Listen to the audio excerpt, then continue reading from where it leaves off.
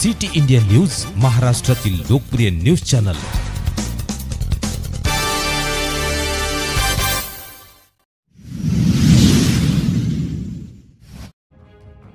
कासराळी येथे लोकशाहीर अण्णाभाऊ साठे जयंती उत्साहात साजरी।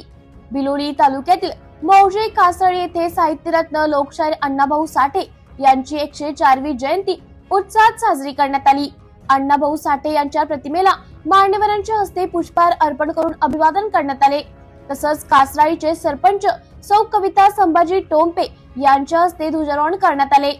कार्यक्रमास कासराळी नगरीचे माननीय सरपंच अरविंद ठक्करवाड, माननीय सरपंच शेषराव लंके, पोलीस पाटील माधव ठक्करवाड, तंटामुक्ती अध्यक्ष सुभाष शिंदे, शिवाजीनंद सोमासे, संभाजी टोंपे, शेषराव गज्जड, परमेश्वर गजलोड, बालाजी मुनलोड, व्यंकट इंगळे, शिवाजी शिंदे, दीपक टोंपे, मोहन इंगळे, गजानन गरुंदे, पिरांजी इंगळे, राजू इंगळे तसंच मान्यवर मंडळी उपस्थित होते।